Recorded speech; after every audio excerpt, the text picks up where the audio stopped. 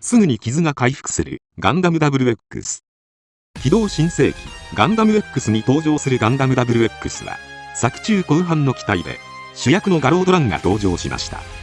もともとは新地球連邦軍が力の象徴として第7次宇宙戦争が終結した後の荒廃した世界で新たに開発された新型機であり、ジャミル・ニートが対戦時に登場していたガンダム X を回収し、フラッシュシステムなどのシステムを移植して製造されました。戦後のモビルスーツとしては最強クラスの性能に仕上がっているので、ツインサテライトキャノンをはじめとした強力な武装を多数装備しているほか、機動力や防御力も非常に高くなっています。そんなガンダム WX はガロードランがダッシュに成功して以降、フロスト兄弟が仕掛けたエースパイロットたちとの死闘を繰り広げていくことになるのですが、その中でラスベートとの戦いを繰り広げます。ラスベートは新連邦が開発したニュータイプ専用試作モビルスーツでフラッシュシステムを搭載しており、パイロットのワベルバウアーが戦闘中に覚醒に成功し、ビットモビルスーツを操ります。ガロードは苦戦するもののティファの助けを得てなんとか撃退するのに成功しました。この戦いではガンダム WX はラスベートのビームサーベルで切り刻まれるのですが、なぜかその後のシーンでは全く傷が描かれていないため突っ込まれることが多いシーンとなっています。ちなみにラスベート戦の前のコルレル戦でも傷だらけになっていますが、その際は左腕を切り落とされ胸部にも傷をつけられていますが、そちらはきちんと描写されています。2、ストライクフリーダムの被弾。被弾の様子を描くのは演出に加えアニメーターの方々の労力との相談なのかもしれません。同じく被弾したのかしていないのかわからない描写は他にも存在します。機動戦士ガンダムシードデスティニーの終盤に登場した機体ストライクフリーダムにはキラ・ヤマトが登場しました。ストライクフリーダムはキラが登場することを想定し、防御力よりも運動性を優先した機体として完成しているので被弾すると危険なのですが、劇中では全く被弾せずに無双する様子が描かれました。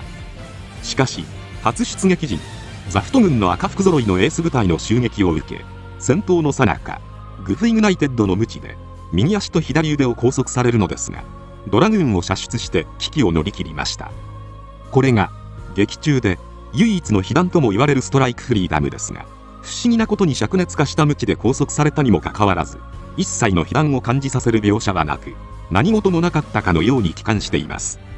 ちなみに最終戦のメサイア攻防戦では全く被弾せず戦いを繰り広げ、デスティニーを退けレジェンドも撃破していますが、戦いが終わった際には一体どこで被弾したのかと言わんばかりの傷跡が描かれています。表現の仕方って難しいですね。3、クエスの宇宙遊泳。機動戦士ガンダム逆襲のシャアにはクエスパラヤという人物が登場します。クエスは当初インドでニュータイプ修行をしていましたが、宇宙でハサウェイと知り合いロンドベルに身を寄せることになります。その後シャアと出会いついていくことになりました。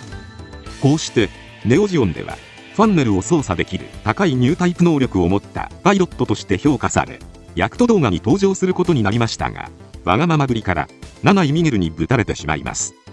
これを嘆くクエスはシャアのサザビーの元へ向かうのですが、この際に宇宙でパイロットスーツを着ずにヤクト動画から生身で飛び出しサザビーのコックピットに入ります。このクエスの宇宙遊泳がありえないのではないかと言われています。映画版では普段着で飛び出し、ベルトーチカ・チルドレン版ではほぼ裸で飛び出しているこのシーンですが、宇宙服なしで宇宙空間に出ると人間の体はどうなるのか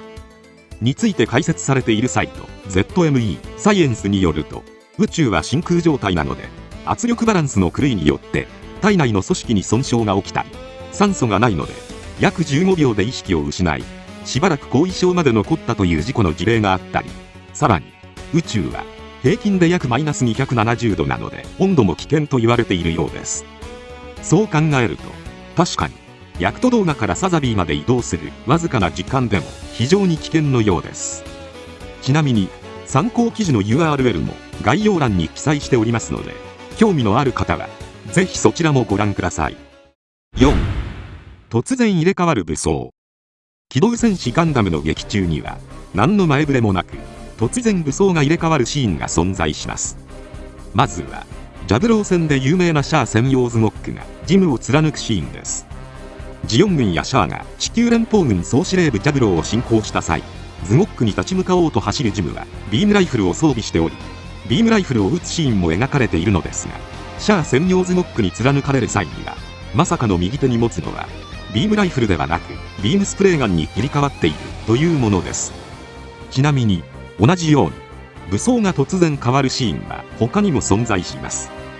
第12話ではランバラルがカルグフが初めて登場し、ホワイトベースの前に現れます。ここにあらず状態のアムロはガンダムに登場し、バズーカ装備で出撃しました。丘に上がりバズーカを構えて攻撃しようとした瞬間、待ち構えていたグフやザクの攻撃を食らってしまうのですが、その瞬間構えていた武器は急にバズーカではなくビームライフルに切り替わり、ライフルで攻撃を行いました。しかしさらに面白いのはこの後で、すかさずザクがクラッカーを投げてきた際には再び武器はバズーカに戻り、さらに追撃してきたグフがヒートロッドを繰り出し、持っていたバズーカを破壊しました。つまり出撃から武器破壊までバズーカ装備の回のはずが、攻撃の瞬間だけビームライフルになっていたというものです。もしかすると該当回で使用する武装をライフルとバズーカどちらにするか、制作陣内で一部のアニメーターの方との伝達ミスなどから起きたのかもしれませんね。5. 異様に大きなハロ。こちらは前回の動画でいただいたコメントの中でも非常に多くの方からいただいた内容です。機動戦士ガンダムシリーズにはペットロボットハロが登場します。もともとは無敵工人ダイターン3に登場する小型作業用ロボットメカマレの一つとして考案されたボツキャラとされていますが、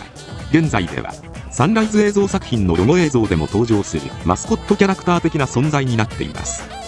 機動戦士ガンダムに登場するハロは製品の一つをアムロが自分でカスタマイズしたものとなっています。 AI やカメラ、マイクなどを持っており、手足を出して自分で階段を登ることも可能です。宇宙世紀シリーズではマスコット的ペットロボットという側面が強いハロですが、機動戦士ビットリーガンダムの頃には V2 ガンダムの操縦までこなすほどの高性能なロボットになっています。そんなハロは直径 40cm ほどとされているのですが、機動戦士ガンダム第1話で自動車に乗り込むシーンでのみバランスボールのような大きなサイズで描かれています。このシーン加工してハロを正式なサイズくらいに調整してみると存在感が薄くなってしまうので、演出の大事さがよくわかる気がします。6. 100メートルあるガンダム。演出の大事さを教えてくれる。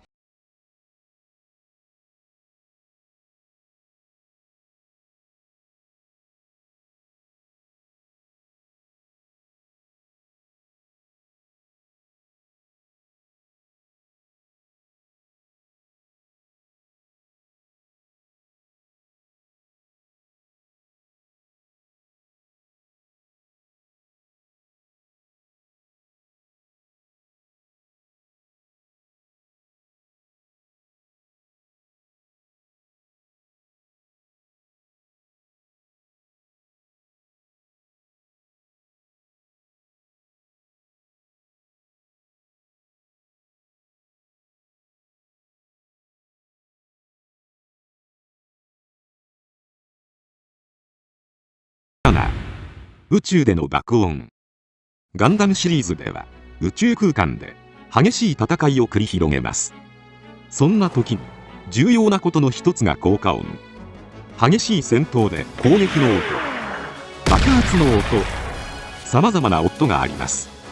音とは音の振動が空気などの物質を振動させて波として伝わるものなので、ほぼ真空の宇宙空間では音が聞こえること自体がおかしいというものです。しかしこれを解決する内容が漫画機動戦士ガンダム攻防のアバオア空に描かれています。それがモビルスーツのコックピットとヘルメットには立体音響システムが組み込まれており、カメラが外の映像を拾ってコンピュータが認識するとあらかじめ設定してある音が出るというものです。音データを変更するのは禁止されているものの、恐怖から逃れるために変更する者もいたとされています。YouTube で検索すると効果音を変えてみた系の動画がいろいろ出てくるので、興味がある方はぜひ一度調べてみてはいかがでしょうか。以上、